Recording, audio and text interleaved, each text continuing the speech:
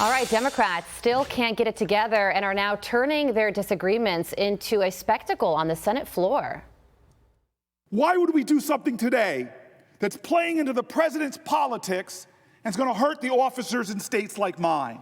This is an attempt to kill all of these bills. I don't know why, because at the end of the day, all of these bills are about bipartisan support. This, to me, is the problem with Democrats in America right now, is we're willing to be complicit to Donald Trump. All of these bills came out of the committee unanimously, and I think they deserve that support on the floor. This is a call, folks.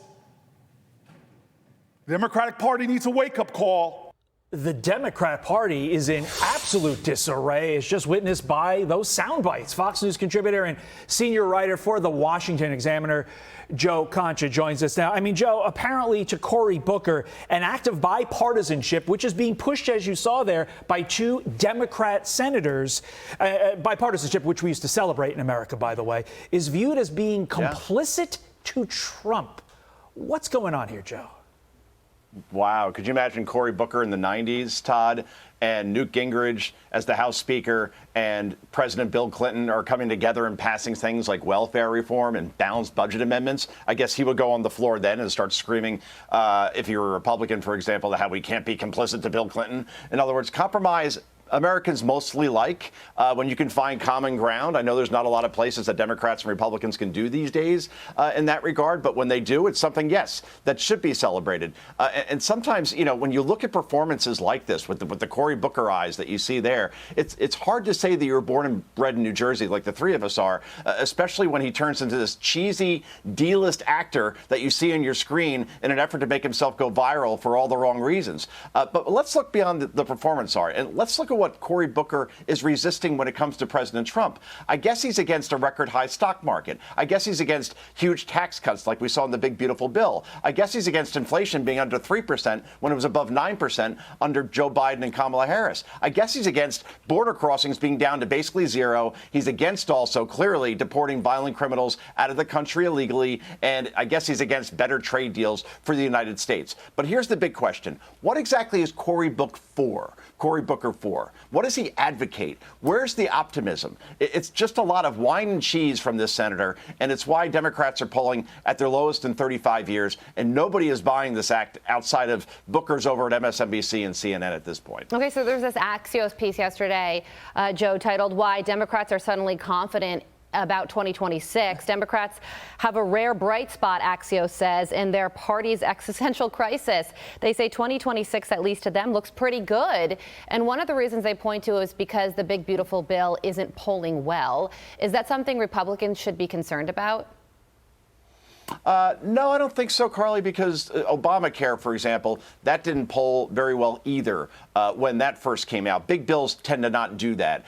I think in the end, it's not the bill that's going to bring Republicans down. It's the performance of the economy. If things go well, if we see an economy that takes off where inflation remains below 3%, we have massive growth, wages go up, unemployment stays down, and the stock market continues to do well, and that means everybody's 401ks are doing well, then I don't know what Democrats run on, quite frankly, because it's always the economy, stupid, and that's what's going to decide 2026, not a bill passing in 2025. The results of that bill and the tax cuts that people get from it and the border security that we get from it and all the other things that we see in it, if those things come to fruition and the trade deals and tariffs end up being a positive for the economy, then I think then Republicans have a very strong platform to run on. And the potential rebate checks being pushed by Josh Hawley with regard to the tariff income coming in.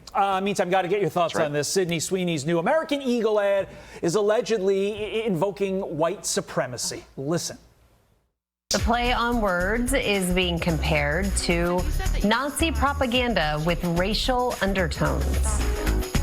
The pun, good genes, activates troubling historical associations for this country. The American eugenics movement in its prime between like 1900 and 1940 weaponized the idea of good genes just to justify white supremacists. And here's some other headlines on this ad. An MSNBC opinion piece says Sydney Sweeney's ad shows an unbridled cultural shift toward whiteness. Newsweek writes Sydney Sweeney fronts ad campaign for jeans, sparks debate about eugenics, and Salon says Sydney Sweeney's new campaign draws fire for racial overtones. Joe, there's a lot of theories on the rage coming from the left on this. We could go into so many theories. Only a few of them get me in trouble with my wife, but we're going to ignore those.